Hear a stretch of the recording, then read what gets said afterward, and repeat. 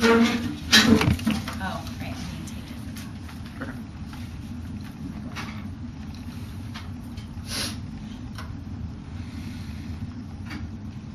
To win this debate, negative would have to prove why housing is mutually exclusive and net benefit with our affirmative.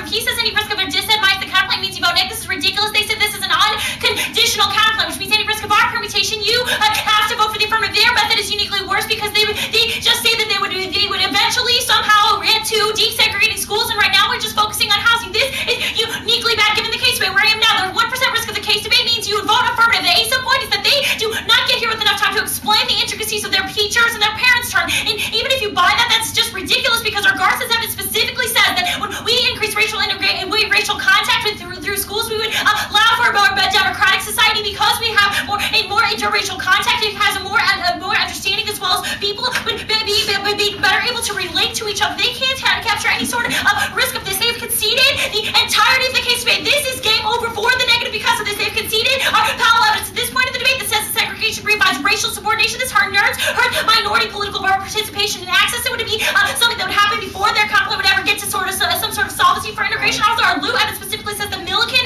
provides for suburban local control, and that codifies that suburban innocence. It's legitimate to go for these arguments when they do not answer the case debate. They say that they've conceded our Fuentes evidence and then tracking through the prison industrial complexes allows for structural segregation, and one race urban public schools are posited as prisons. This is a function of the global neoliberal project. The biggest impact in the debate run even bigger than their vouchers argument because the Duncan evidence says that creates students as invisible for prisons, and their labor can just be sold to MNCs and become something like slave labor. It meets profit demands for capitalism. This is also impacted by Giroux evidence indicates that disposable population mentality, this is biopolitics and disposability for the military and neoliberal state. All of these impacts are impacts that they would not be able to solve by just doing housing, which means that any risk of our solvency or our case impacts means you vote for housing. They say that their parents and teachers argument, but again they were conceded. They're conceded. Also, I want to extend our Linkford and Wyckoff evidence indicates that all we have to do is redraw district lines. This is really important on the vouchers debate because we do not do the sort of voluntary arguments that they are trying to talk about. They say that they can capture the Supreme Court arguments, but look, our forward evidence is specific to Brown-like struggles, which they do not do by not doing desegregation, as well as our Chemerinsky evidence, which proves the reasons why they were the ones that we were able to solve. Go to the counterclaim. There is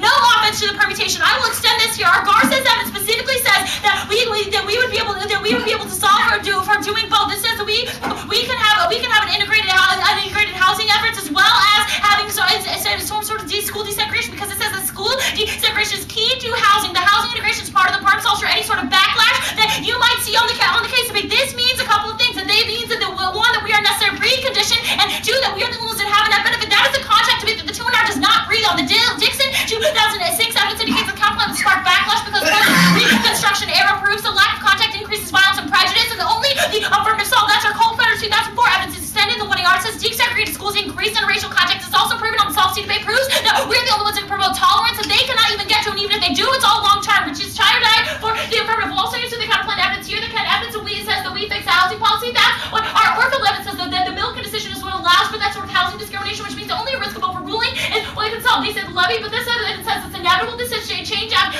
We would just have to change after redistricting. Our Linkford and Wyckoff evidence indicates that we would be able to do this. Also, our Powell evidence, their Powell evidence, excuse me, it is solved for by the permutation as well. Here's the explanation. Our Howley and Russell evidence is just a lot better on this. It says that school desegregation stabilizes housing segregation integration. The reason for this is because families choose houses based off of schools and developers. This is also our Harding in 83. Also, they have no interest in the Monroe evidence indicates that the lending discrimination blocks the counterclaim proves that mortgage companies offer loans will promote racial segregation, i.e. that their counterclaim would, even if they tried to change the land use, it would not matter because the racism and discrimination, i.e. the disposable populations on the case debate will still exist post the counterclaim that they can't solve for, which means there's only a risk that we would be able to solve for this debate. They say the fiat, or excuse me, what did they say? Oh, they say that they're not artificial competition. I'm not going for this argument, but I will go for that. They don't have any solvency advocate that is specific to their cause, to their Supreme Court ruling and allowing for the states to pass, which means that you have to prefer the risk of our i.e. the contact as well as the Monroe evidence, and the fact that we are just outcarding them on evidence that's specific about how housing decisions are based off of land use. Go to the choice dissent. Look.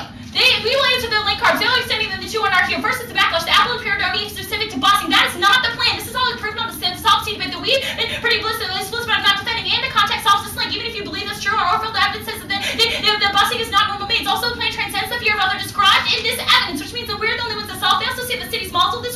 Rows and evidence to talk about the status quo. This is all responsive desegregation appeals to vouchers. That's not unique because the Supreme Court is here. Desegregation counts as now.